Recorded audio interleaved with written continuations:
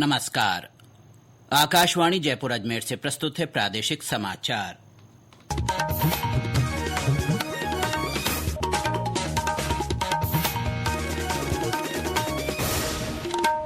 मुख्य समाचार। भारत और न्यूजीलैंड के बीच रक्षा और खेल सहित कई समझौते। प्रधानमंत्री नरेंद्र मोदी ने न्यूजीलैंड के प्रधानमंत्री से आपसी सहयोग पर चर्चा की। उप मुख्यमंत्री दिया कुमारी ने केंद्रीय पर्यटन मंत्री गजेंद्र सिंह शेखावत से मुलाकात कर प्रदेश में पर्यटन विकास से जुड़े पहलुओं पर बातचीत की।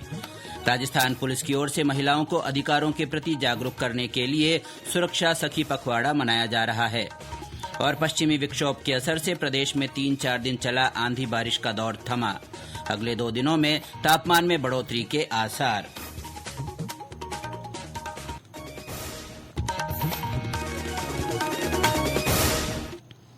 समाचारों के साथ मैं अब्दुल हनीफ और अब समाचार विस्तार से।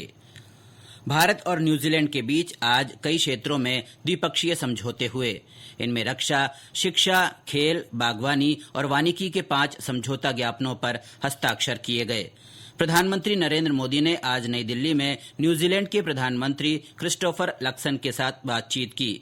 इसमें भारत न्यूजीलैंड संबंधों के विभिन्न पहलुओं पर चर्चा की गई।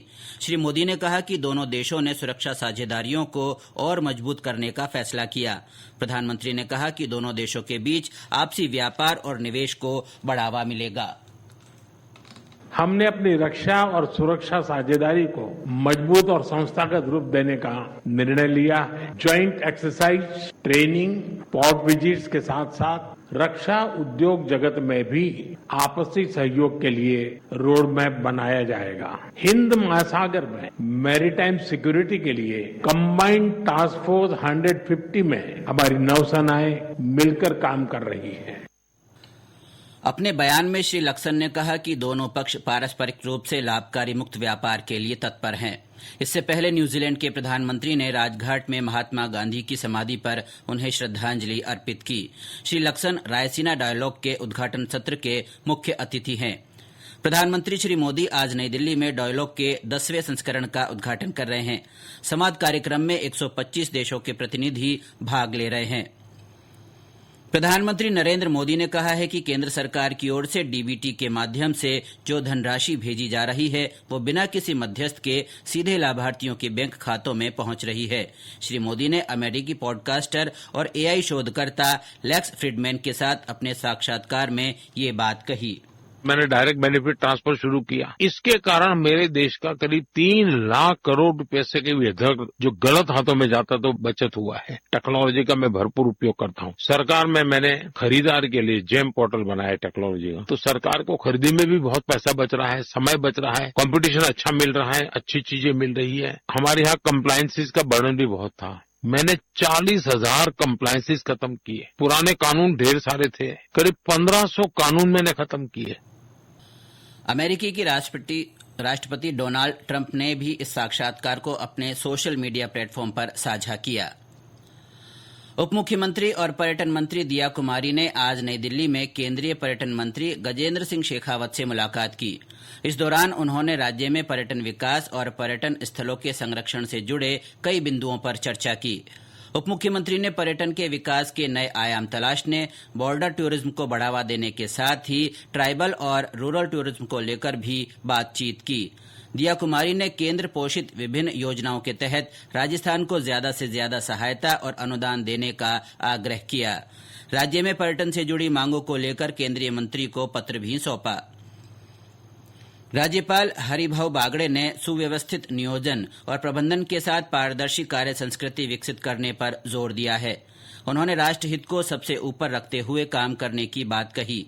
श्री बागड़े से आज राजभवन में राजस्थान प्रशासनिक और लेखा सेवा के 2024 बैच के प्रशिक्षु अधिकारियों ने मुलाकात की।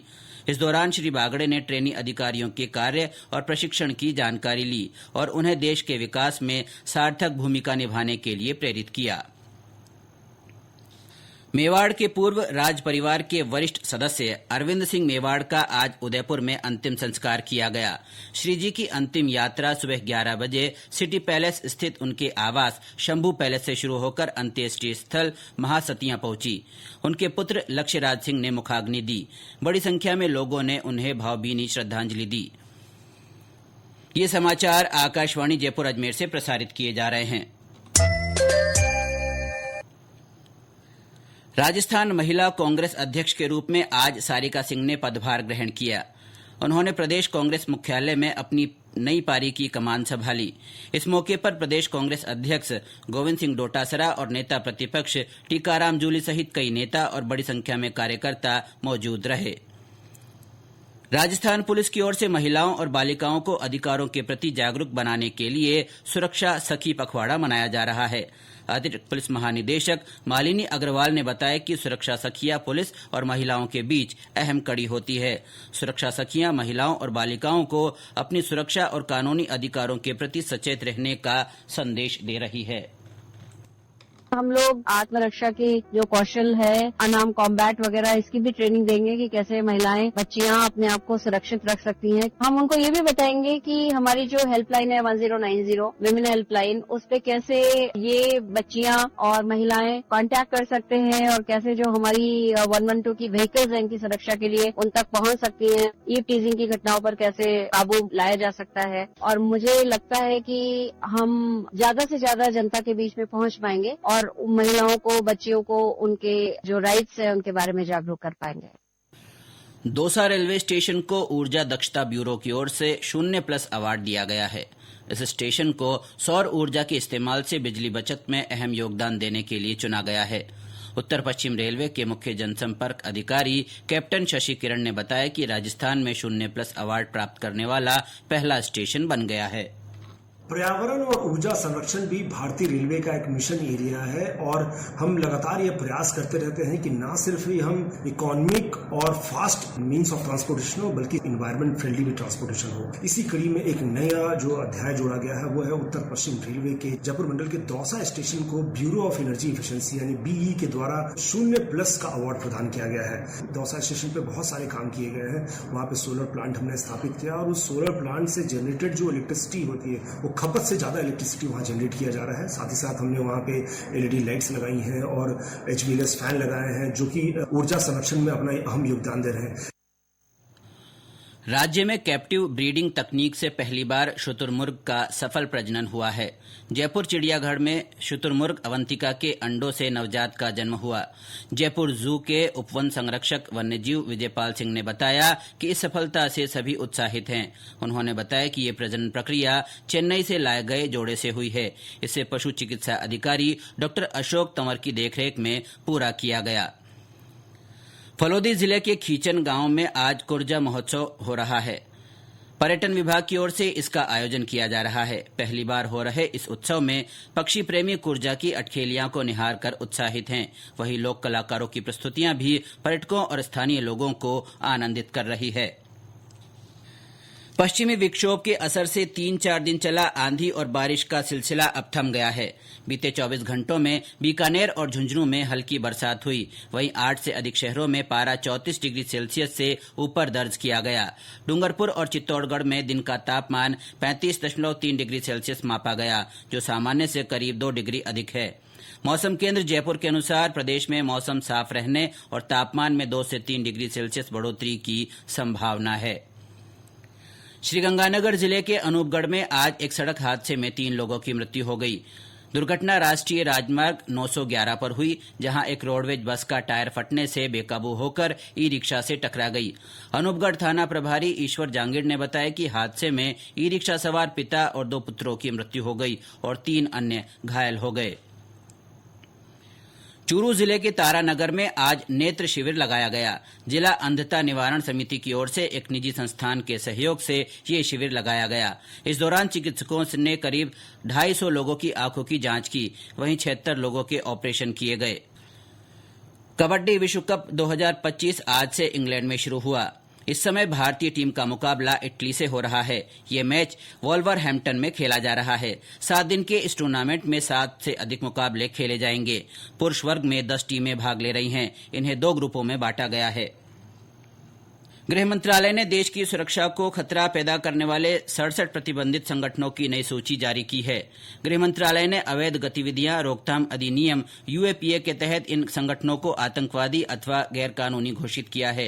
इनमें 45 को आतंकवादी संगठनों के रूप में चिन्हित किया गया है। वहीं 22 संगठनों को गैरकानूनी घोषित किया गया है। ये संगठन अलगाववादी गतिविधियों और हिंसा में शामिल रहे हैं, जिससे देश की शांति और स्थिरता को खतरा हुआ है। सरकार द्वारा इन संगठनों पर प्रतिबंध लगाने से उनकी संपत्तियां जब्त की जा सकती है और वित्तीय लेन देन रोके जा सकते हैं। इसके साथ ही इन संगठनों के सदस्यों पर कड़ी कानूनी कार्रवाई की जा सकती है। भारतीय अंतरिक्ष अनुसंधान संगठन इसरो के अध्यक्ष वी नारायणन ने बताया कि केंद्र सरकार ने चंद्रयान 5 मिशन को मंजूरी दे दी है। यह वर्ष 2040 तक चंद्रमा पर मानव मिशन भेजने के देश के लक्ष्य के लिए महत्वपूर्ण कदम है। इसके अलावा सरकार ने 2035 तक भारतीय अंतरिक्ष स्टेशन स्थापित करने की योजना को भी स्वीकृति दी है। और अंत में मुख्य समाचार एक बार फिर।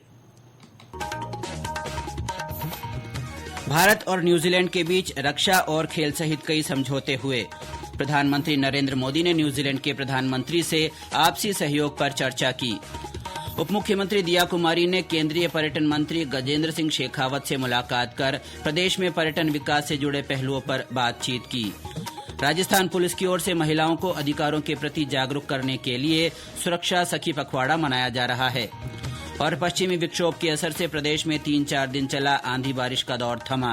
अगले 2 दिनों में तापमान में बढ़ोतरी के आसार। इसके साथ ही प्रादेशिक समाचार बुलेटिन समाप्त हुआ। नमस्कार।